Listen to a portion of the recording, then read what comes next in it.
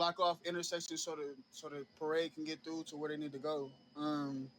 I have a couple little tips on that. I also would like to take tips as far as that training goes, convoy training, because what I would like to do as far as when it comes down to raise and win it, I would like to get my state troopers involved with that part as far as perimeter, keeping the perimeter safe and making sure that the convoy gets to where it needs to go.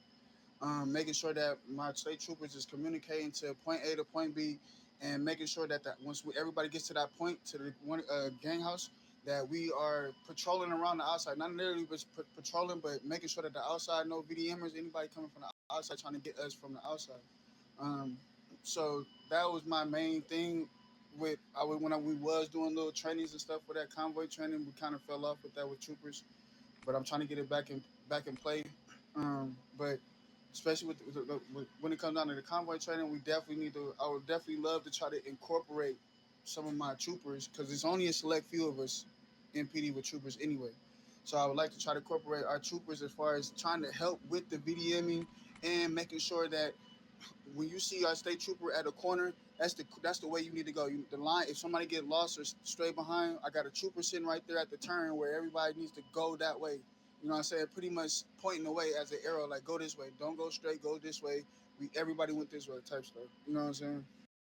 Yeah, man. Just to finish up right before Flynn's gonna say his point, but that's basically what it is. I mean, the same person 3 times tried to VDM my squad, and I got him all 3 times. He logged out 2 times. The third time we killed him with the AK, but it didn't take more than 10 seconds. You know, nobody else even blinked an eye.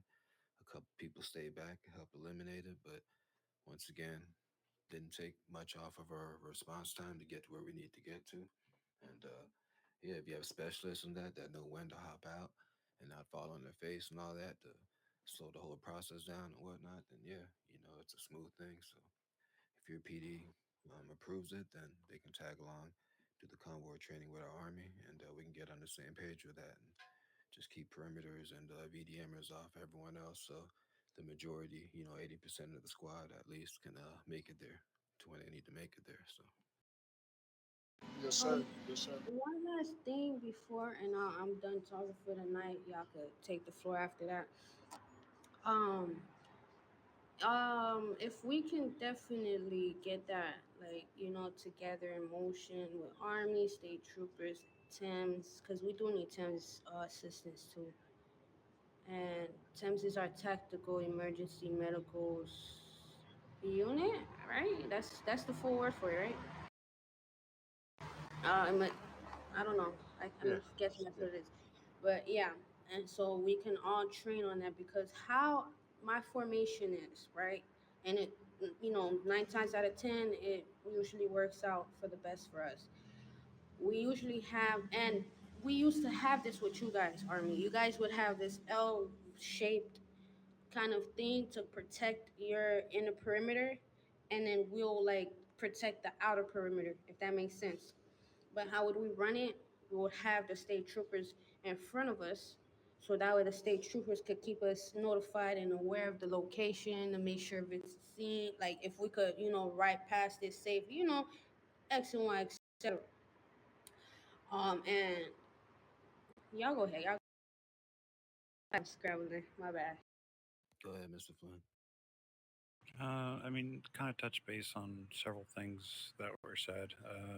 The PD Bearcats, we weren't sure where they're positioned. They're kind of in the barrier area that we would normally would set up.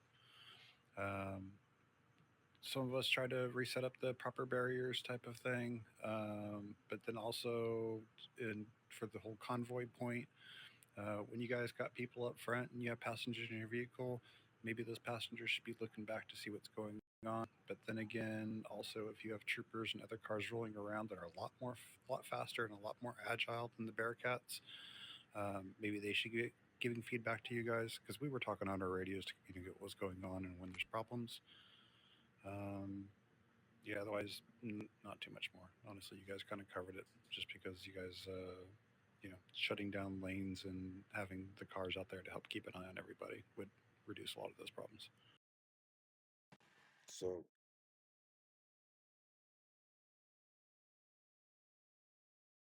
One Go ahead, thing I Griffin. wanted to have a, oh, sorry, my bad.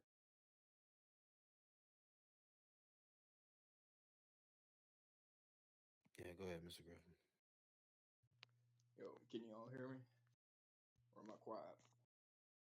We can All hear you, right. sir. Yeah.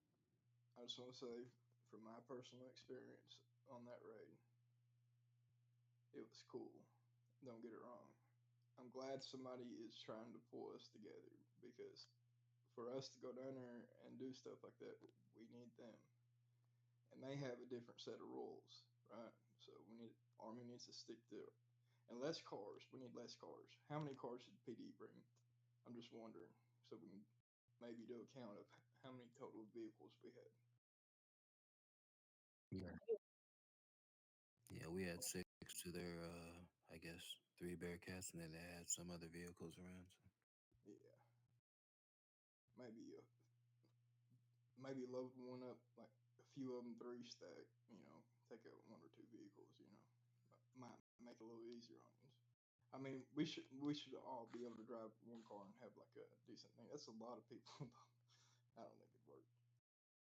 You know, and some of y'all can't drive. I won't lie, but I had a good time.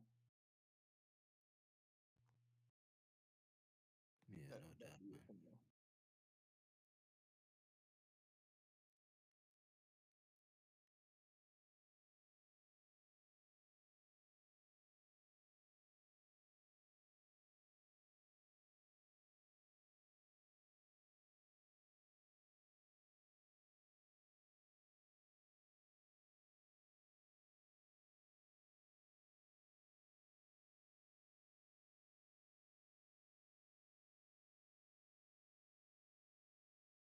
Yeah, but it have a reason for that.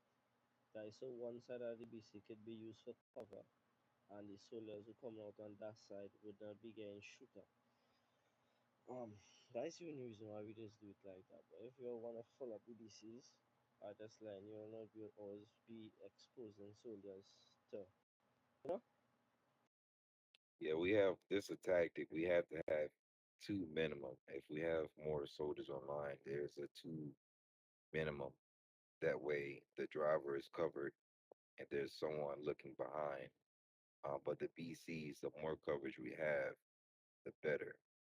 Let's say we have less numbers and we lose two BCs through a tragic accident. Now we have six people gone versus, maybe two or three or however it may be. But we still have BCs